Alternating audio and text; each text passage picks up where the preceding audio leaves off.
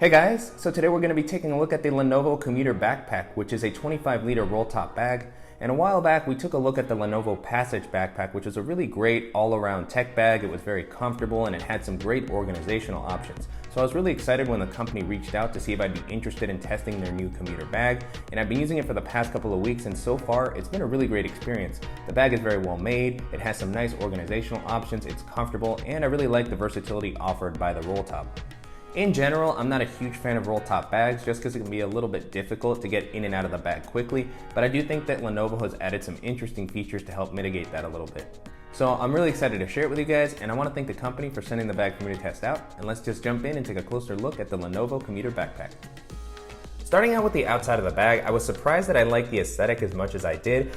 Even though this is a roll top, it still manages to have a pretty sleek aesthetic that feels like it's going to fit in okay into an office. Most of the roll top bags that I've seen in the past can be a little bit cumbersome and bulky, and it's just not something that I would want to take to work. But this bag manages that balance really nicely. It looks very modern and minimal while still maintaining a lot of the flexibility that the roll top offers. So a pretty nice job on the aesthetic overall. It's definitely something that I feel is going to fit in well while exploring a city, riding around on a bike, or walking around campus. As far as the materials, the bag is made out of a 420D and TPE coated fabric. It feels pretty durable and lightweight, and like it's going to offer a nice amount of weather resistance. On top of that, the bag has very well protected zippers all throughout. They all have a nice aqua guard to help make sure to keep water out and away from your electronics. And then because the bag has a roll top opening, it's going to offer that extra bit of water resistance to everything that's on the inside of the main area. As far as the capacity, the bag comes in at 25 liters as it says on the outside, and I think this is a really great size for daily carry, especially if you have to carry a little bit of extra stuff or a change of clothes to go to the gym. But I like that even though it's a little bit larger, it doesn't stick out. It really hugs my back closely, and it has a very slim silhouette overall. Another benefit of roll top bags is that you do have the ability to compress the bag down if you're not carrying as much stuff and you want to make the bag look a little bit smaller.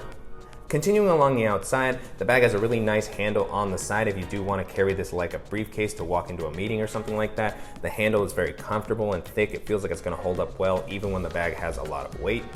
And then I was really happy to see that the bag includes an external water bottle compartment, and currently what I have in here is the same water bottle that you've seen in all my other daily bag videos, and that fits in there pretty snugly. As you can see, it doesn't have a lot of leftover space. It does have some elasticity, but I don't think that you could fit anything much thicker than this.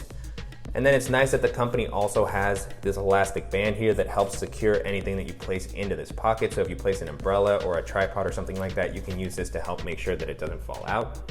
Moving on to the straps on the back paneling, the bag has been really comfortable to wear overall. The straps have a nice amount of padding. They have a gel-like material that's really soft. Unfortunately, it doesn't have any sort of mesh lining, so they do tend to get a little bit more moist if you're wearing it with a lot of weight. But the straps do have a nice width to help prevent the bag from digging into your shoulders. And then I'm also a fan of the curved shape of the straps. On top of that, the bag has an adjustable and removable sternum strap to help distribute weight. And this is one of those styles of sternum strap that does have a tendency to fall off, so you definitely want to be careful as you're placing the bag on and off. This has slipped off 1 or 2 times. It does make it very easy to adjust, but if you're using this on a regular basis, you'll want to make sure that this is properly secured so you don't accidentally lose one or both pieces of the sternum strap. At the top, the bag has these load lifters that allows you to pull the weight closer to your back and just gives you a little bit more flexibility in customizing how the bag rests on your shoulders. Due to the size of the bag, I don't think these are super necessary, but it's still nice to have that extra bit of flexibility.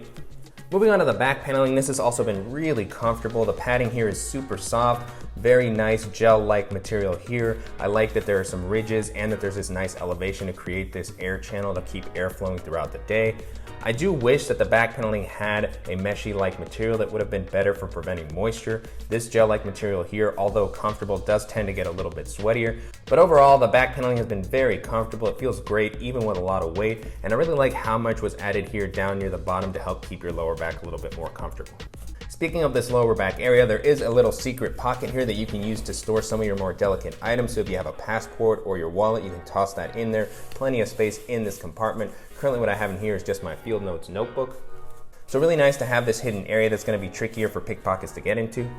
The last thing I'll mention on the back paneling is that it has this really nice luggage pass-through, so you can rest this on your suitcase while you're walking around the airport. Jumping into the organizational options, I really like how many pockets this bag has and that it has a few different ways to get into the main area if you don't want to open up the roll top.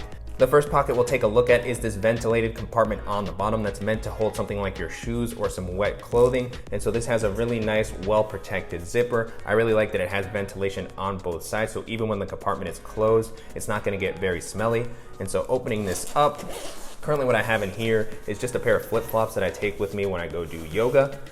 This does take up quite a bit of space from the main area, so as you're packing it out, if you do want to take some shoes, you'll have to think a little bit about how you organize everything. But I still really like having this separate area, especially when I have to just throw in a sweaty shirt or something. It's going to be able to fit in there pretty easily, and then it's nice to just be able to keep that separate from the rest of the items in the bag.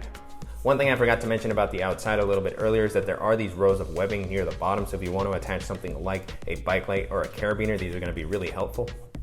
The next pocket is a simple quick access compartment on the front. It has a very well protected zipper as we saw earlier. And one thing I really like about all the zippers on this side of the bag is that they're vertically oriented, so you can swing the bag around and get into these compartments very easily.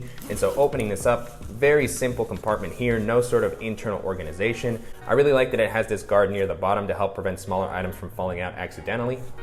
And so jumping into the items that I currently have here, I have my full-size Moleskine notebook. Then I also have my Kindle e-reader, and then I have a lightning cable to charge my phone and my iPad. And then the compartment also has this small plastic clip and lanyard to attach your keys, or in my case, what I currently have here is my Gerber dime multi-tool. So just a really great job with the simplicity and space offered by the compartment and making it very easy to get to.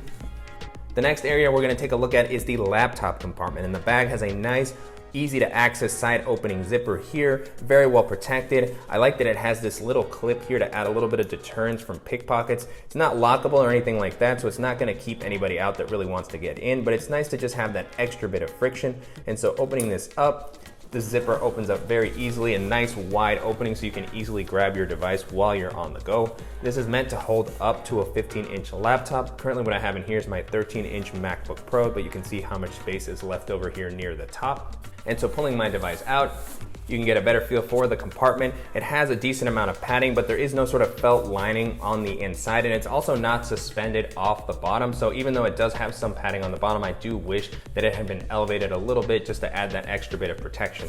So pretty good job overall. I still feel like my device is gonna be protected while I'm running around throughout the day. The last area we're gonna take a look at is the main compartment. And so there's two ways to access this area. You can either undo the roll top, as I'll do in a little bit, but there's also this long zipper along the side that you can use to get in, especially if you need to grab something from the bottom. This is gonna be super convenient while you're running around throughout the day. And so jumping into the Rolltop opening, it's held closed at the top with this metallic clip here that attaches to this loop. And so it's pretty easy to just release that. And then there's some Velcro that helps keep everything in place as well. So pulling that apart, you can start to unroll the bag and get a feel for the full capacity when the roll top is expanded. It has a nice magnetic closure at the top that helps keep the flap closed.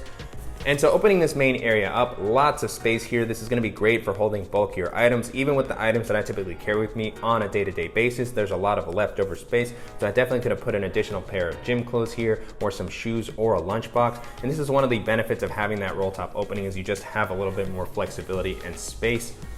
One of the drawbacks, however, with a compartment this big is that things can tend to get lost in the bottom of the bag. So Lenovo has added some nice internal organization here to help make things easy to find, in addition to having that side opening zipper that we took a look at. And so jumping into the items that I currently have here, the first thing is my Beats Studio wireless headphones.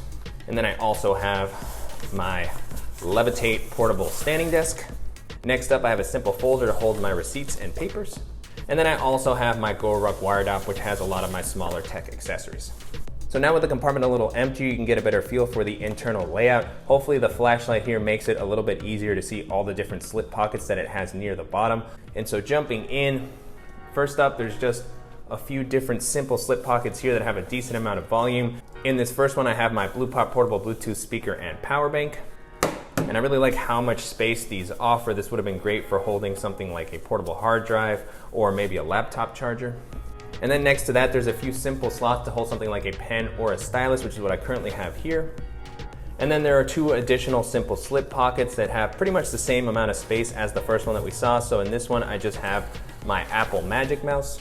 And then there's a smaller one on the front that I chose to leave empty.